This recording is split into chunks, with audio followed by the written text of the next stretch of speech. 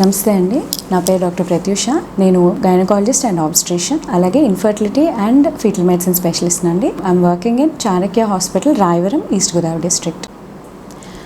Infertility treatments గురించి మాట్లాడుకుందామండి. So పిల్లలు పుట్టడానికి రకరకాల ట్రీట్మెంట్స్ అవైలబుల్గా ఉన్నాయి. సో దానిలో ఫస్ట్ మనం మాట్లాడుకునేది ఏంటంటే ఓవులేషన్ ఇండక్షన్. యూజువలీ 30-40% ఇన్ఫర్టిలిటీ కాజెస్లో, ఫిమేల్ ఇన్ఫర్టిలిటీ కాజెస్లో మెయిన్ రీజన్ ఓవరీలో ప్రాబ్లం రావడం వల్ల. సో ఏం చేస్తామంటే మనం ట్యాబ్లెట్స్ ఇస్తూ ఉంటామన్నమాట. రెండో రోజు, మూడో రోజు, పీరియడ్ వచ్చిన రెండో రోజు, మూడో రోజు మొదలు పెడుతూ ఉంటాము. వాళ్ళకి ఓవులేషన్ ఇండక్షన్ డ్రగ్స్ అని ఉంటాయి సెపరేట్గా. సో ఎగ్స్ని బాగా స్టిమ్యులేట్ చేసి, ఓవరీస్ని బాగా స్టిమ్యులేట్ చేసి ఎగ్స్ బాగా తయారయ్యి అవి విడుదల అవ్వేలాగా చేస్తామన్నమాట. ఒక ఇంజెక్షన్ ఇస్తాము. ఎగ్ మంచి సైజు, నెససరీ సైజుకి వచ్చేసింది అంటే కనుక అప్పుడు మనం కొన్ని ఇంజెక్షన్స్ ఇచ్చి దాన్ని ఎగ్ రిలీజ్ అయ్యేలాగా చేస్తూ ఉంటాము. ఎగ్ రిలీజ్ అయిన టైంలో భార్యని భర్తని దగ్గరగా ఉండమని చెప్తాము. ఆ టైంలో ప్రెగ్నెన్సీ ఛాన్సెస్ బాగా వస్తూ ఉంటాయి. సో ఇది ఫస్ట్ చేసే బేసిక్ ట్రీట్మెంట్ అనమాట, ovulation induction. So ovulation induction చేస్తూ ఉన్నాము, ట్యాబ్లెట్స్ ఇస్తూ ఉన్నాము. అయినా సఫిషియెంట్గా అంటే సాటిస్ఫాక్టరీగా ఎగ్స్ సరిగ్గా పెరగడం లేదు అనుకుంటే మనం మెల్లిమెల్లిగా లో డోస్ నుంచి కొంచెంగా డోస్ పెంచుకుంటూ, లేదా డ్రగ్ మార్చి, ఒక రకం సరిగ్గా పనిచేయట్లేదంటే ఇంకో టైప్ ఆఫ్ డ్రగ్ మార్చి, అలాగా మార్చుకుంటూ డోసెస్ పెంచుకుంటూ ట్రై చేస్తూ ఉండొచ్చు. ఒకవేళ సపోజ్ మనం అలా కూడా ట్రై చేసాము, డోసులు పెంచుకుంటూ వెళ్ళాము, తర్వాత డ్రగ్ మార్చి చూసాము, అయినా అంత సాటిస్ఫాక్టరీగా ఎగ్స్ పెరగట్లేదు అనుకోండి, అప్పుడు మీ డాక్టర్ మీకు కొన్ని ఇంజెక్షన్స్ సజెస్ట్ చేయొచ్చు. ఇంజెక్షన్స్ వల్ల అంటే హెచ్ఎంజీ ఇంజెక్షన్స్ అని కానీ, ఎఫ్ఎస్హెచ్ ఇంజెక్షన్స్ అని కానీ ఉంటాయండి. ఆ ఇంజెక్షన్స్ పలానా కొన్ని రోజుల్లో ఇస్తారు. మీ ఓవరీస్ని బట్టి, మీ బిఎంఐని బట్టి, మీ పరిస్థితిని బట్టి వాళ్ళు అసెస్ చేసుకుని ఎంత డోస్ ఇవ్వాలి ఏంటి అనే దాన్ని బట్టి ఇస్తూ ఉంటారనమాట. 2 లేదా 3 ఇంజెక్షన్స్ అలాగా ఒక్కొక్క పర్సన్ని బట్టి ఇంజెక్షన్స్కి వెళ్తూ ఉంటారండి. ట్యాబ్లెట్స్ ప్లస్ ఇంజెక్షన్స్కి వెళ్తూ ఉంటారు.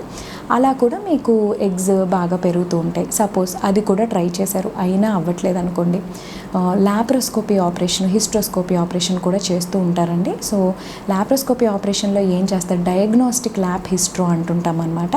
సో డయాగ్నోస్టిక్ ల్యాబ్ హిస్ట్రోలో ఏం చేస్తుంటారు, లాప్రోస్కోపీ ద్వారా చిన్న కోతతో మీ గర్భసంచి ఎలా ఉంది, అసలు అండాశయాలు ఎలా ఉన్నాయి, అటు ఇటు ట్యూబ్స్ ఎలా ఉన్నాయి, నెక్స్ట్ ఫ్రీ స్పిల్ కింద నుంచి ఒక డై పంపిస్తారనమాట వెజైనా ద్వారా.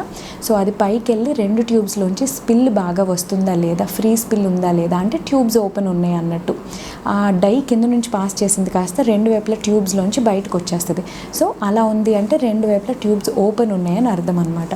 సో అదొకటి చెక్ చేస్తారు. ఓవరీస్ ఎలా ఉన్నాయో చూస్తూ ఉంటారు. ఓవేరియన్ డ్రిల్లింగ్ అంటే పీసీఓఎస్, పాలిసిస్టిక్ ఓవేరియన్ సిండ్రోమ్, నీటి బుడుగులు ఉన్న వాళ్ళకి ఏం చేస్తారంటే చిన్నగా పంక్చర్ చేస్తారనమాట ఎగ్స్ని, ఈ ఓవరీస్ని. అలా పంక్చర్ చేయడం వల్ల కూడా కొంతవరకు ఓవులేషన్ బెటర్గా అవుతుంది అంటూ ఉంటారు. సో హిస్ట్రోస్కోపీ అంటే గర్భసంచి పొర ఎలా ఉందో చెక్ చేసుకుంటామన్నమాట. గర్భసంచిలో ఒక్కోసారి చాలా లోపాలు కూడా ఉంటాయి. గర్భసంచిలో సెప్టమ్లు ఉండొచ్చు, గర్భసంచి షేపే అబ్నార్మల్గా ఉండొచ్చు, బైకార్నోయేట్ ఉండొచ్చు, అలా రకరకాల గర్భసంచి ప్రాబ్లమ్స్ కూడా ఉంటాయి అన్నమాట. అది మనం హిస్ట్రోస్కోపీలో లోపల ఎలా ఉందనేది చూసుకోవచ్చు. అలాగే ఆస్టియా అంటే 2 వైపుల ఫెలోపియన్ ట్యూబ్స్ స్టార్టింగ్ పాయింట్ అనమాట, అది ఎలా ఉందో కూడా హిస్ట్రోస్కోపీలో చూస్తాం. సో డయాగ్నోస్టిక్ హిస్ట్రో ల్యాబ్ కూడా చేస్తూ ఉంటారండి.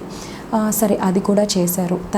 తర్వాత ఏంటి అంటే ఐయుఐస్ చేసుకోవచ్చండి. ఐయుఐలో ఏం చేస్తారంటే హస్బెండ్ సెమెన్ తీసి దాన్ని బాగా ప్రాసెస్ చేసి, ఆ ప్రాసెస్డ్ సెమెన్ని మనం ఐయుఐ క్యాన్యులా ద్వారా పైకి కరెక్ట్గా ఎగ్ రిలీజ్ అయిన టైంలో, ఎగ్ రిలీజ్ అవ్వక జస్ట్ ముందు కానీ, లేకపోతే ఎగ్ రిలీజ్ అయిన జస్ట్ తర్వాత కానీ ఆ వీర్య కణాలని డైరెక్ట్, ప్రాసెస్ చేసిన వీర్య కణాలను డైరెక్ట్ పైకి ఎక్కిచ్చేస్తారండి గర్భసంచి లోపలికి. అప్పుడు ఈ కన్సెప్షన్ రేట్ న్యాచురల్గా కన్నా కూడా ఈ సర్వైకల్ ఫ్యాక్టర్స్ని అది దాటుకుని లోపలికి దగ్గరగా పంపిస్తున్నాం కాబట్టి కన్సెప్షన్ ఛాన్సెస్ ఎక్కువ ఉంటాయండి. కాకపోతే ఒకటి గుర్తుపెట్టుకోవాల్సిన విషయం ఏంటంటే, ఏ ఫర్టిలిటీ ట్రీట్మెంట్స్లో అయినా సక్సెస్ రేట్ అనేది 20-30% ఉంటుందండి. అంటే మీరు ఇలా మందులు మొదలు పెట్టేశారు, వెంటనే ప్రెగ్నెన్సీ వచ్చేది చాలామందికి.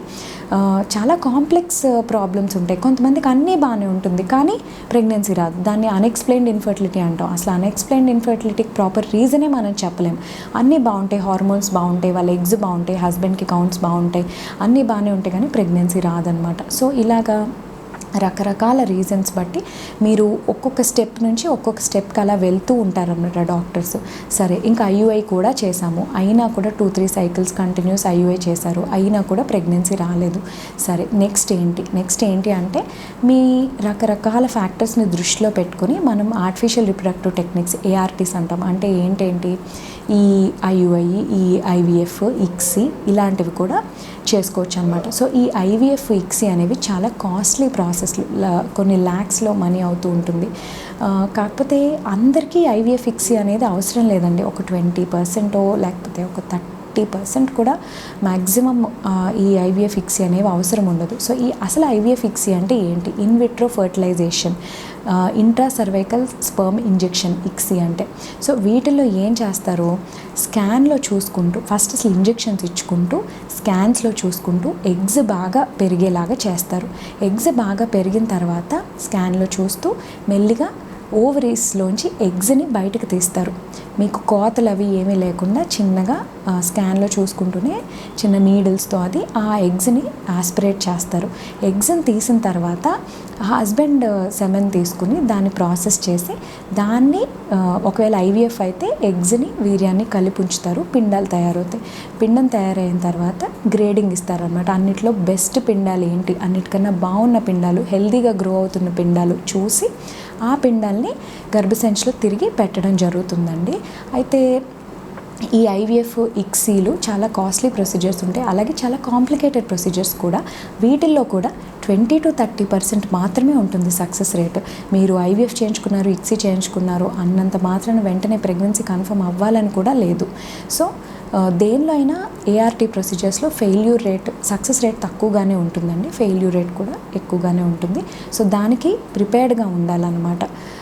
నెక్స్ట్ సరోగసీ, నెక్స్ట్ ఈ ఓవా డొనేషను, స్పర్మ్ డొనేషను, వీటికి వస్తే ఇప్పుడు ఓవరీస్లో ప్రతి లేడీకి, ప్రతి ఆడవాళ్ళకి ఓవరీస్లో ఒక లిమిటెడ్ నెంబర్ ఆఫ్ ఎగ్స్ ఉంటాయండి. ఒక రిప్రొడక్టివ్ ఏజ్ గ్రూప్లో మహా అయితే ఒక 400 ఎగ్స్ ఉంటాయి అంతే.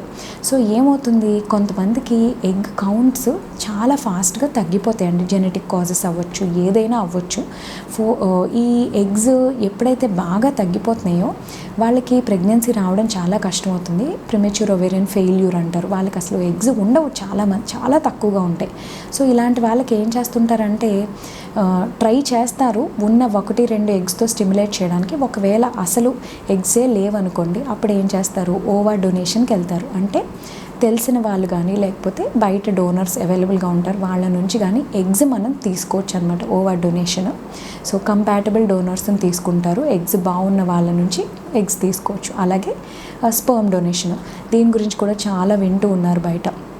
సో చాలామందికి ఏమవుతుంది, టెరిటోజూస్పర్మియా లేకపోతే ఏస్థెనోజూస్పర్మియా, ఎజూస్పర్మియా, ఒలిగోజూస్పర్మియా ఇలాగా చాలా ప్రాబ్లమ్స్ ఉండొచ్చు మేల్స్లో కూడా ఈ స్పర్మ్ కౌంట్స్లో. సో ఇందులో కొంతమందికి అసలు కౌంట్స్ సరిగ్గా ఉండవు అనమాట, కంప్లీట్గా స్పర్మ్స్ ఉండవు. అలాంటి వాళ్ళకి కొన్ని జెనెటిక్ టెస్టులు చేసుకోవచ్చు, రీజన్స్ తెలుసుకోవచ్చు. సపోజ్ ఇంకా అసలు కౌంట్స్ లేవనుకోండి, మనం డొనేషన్కి వెళ్ళొచ్చు. సో ఒక మంచి స్పర్మ్ డోనర్ దొరికితే కనుక ఆ వాళ్ళ నుంచి మనం సెమెన్ డొనేషన్ తీసుకుని వాటిని ప్రాసెస్ చేసి ఆ హెల్దీ స్పర్మ్స్తో మనం ఫీమేల్కి కన్సెంట్స్ తీసుకుని హస్బెండ్కి, వైఫ్కి ఇద్దరికి దాని గురించి బాగా ఎక్స్ప్లెయిన్ చేసి అదేంటనేది వివరించి కన్సెంట్ తీసుకుని వాళ్ళు మనస్ఫూర్తిగా ఒప్పుకున్న తర్వాత మనము స్పర్మ్ డొనేషన్ తీసుకోవచ్చు. అలాగే ఓవర్ డొనేషన్ కూడా తీసుకోవచ్చు. కొన్ని లీగల్ ఇష్యూస్ కూడా ఉంటాయండి. సో చాలా దాని గురించి అందరికీ తెలియాలి, అవగాహన ఉండాలి. అది చేయించుకునే ముందు చాలా కౌన్సిలింగ్ కావాలి, కౌన్సిలింగ్ తర్వాత కన్సెంట్స్ కావాలి, ఇవన్నీ తీసుకొని చేసుకోవచ్చు. అలాగే లాస్ట్లో సరోగసీ యూజువల్లీ ఎప్పుడు వెళ్తాము, పేషెంట్ యొక్క గర్భసంచి లేదా పేషెంట్ ఒక general condition unfit for pregnancy అన్నప్పుడు. కొంతమందికి యూట్రస్లో చాలా అబ్నార్మాలిటీస్ ఉంటాయి గర్భసంచిలో, వాళ్ళకి 2 గర్భసంచిలా ఉండడం కానీ, కొంతమంది గర్భసంచి అసలు ఉండదు, లేకపోవడం కానీ, ఉన్నా కూడా ఇలా 2 గర్భసంచుల్లాగా లేకపోతే పెద్ద సెప్టమ్లు ఉండడం కానీ, లేకపోతే ఇలాగా చాలా గర్భసంచిలో లోపాలు ఉంటుంటాయి. తర్వాత కొంతమందికి ఏంటంటే సర్వైకల్ ఇన్సఫిషియన్సీ ఉంటుందన్నమాట. ఊరికే ప్రెగ్నెన్సీ వస్తుంది కానీ సర్వైకల్ ఇన్సఫిషియన్సీ వల్ల మిడ్ ట్రైమిస్టర్ లాసెస్ జరిగిపోతూ ఉంటాయి. వాళ్ళకి సర్వైకల్ స్టిచ్లు అవి వేస్తూ ఉంటారు. ఇలాగా వాళ్ళ గర్భసంచి ఒకవేళ అన్ఫిట్ ఫర్ ప్రెగ్నెన్సీ అన్నప్పుడు, చాలా మేజర్ అబ్నార్మాలిటీ ఉన్నప్పుడు, లేదంటే వాళ్ళ హెల్త్ కండిషను అసలు ప్రెగ్నెన్సీ రావడానికి అంత వీలుగా లేదు. సపోజ్ సమ్ హార్ట్ ప్రాబ్లం ఉంది, లేకపోతే సమ్ సైకియాట్రిక్ ప్రాబ్లం ఉంది, లేకపోతే సమ్ మేజర్ ప్రాబ్లం ఉంది అనుకోండి. Usually heart problems are kidney problems ఇలాంటివి వాళ్ళు ప్రెగ్నెన్సీ అనే స్ట్రెస్ని వాళ్ళు తట్టుకోలేరు అన్నప్పుడు వాళ్ళ ఎగ్స్ తీసుకుని మనము వాళ్ళ కన్సెంట్తో, వాళ్ళ పూర్తి కన్సెంట్తో, వాళ్ళది ఇంకా సరోగేట్ ఎవరైతే ఉన్నారో వాళ్ళ కన్సెంట్, వాళ్ళ ఫ్యామిలీ కన్సెంట్ తీసుకుని మనం సరోగసీకి కూడా వెళ్ళొచ్చు అండి. సో ఇలా రకరకాల ప్రాసెస్లు ఉంటాయి. రైట్ ఫ్రమ్ ఓవులేషన్ ఇండక్షన్ దగ్గర నుంచి మీకు సరోగసీ వరకు అనేక విధాల ట్రీట్మెంట్స్ ఉన్నాయండి. సో మీ పరిస్థితిని బట్టి మీకు ఏది బెటర్ అనేది మీ డాక్టర్ సూచిస్తూ ఉంటారు. ఒకటి అవ్వకపోతుంటే నెక్స్ట్ది, అది అవ్వకపోతే నెక్స్ట్ది, అలాగా వెళ్తూ ఉండొచ్చు.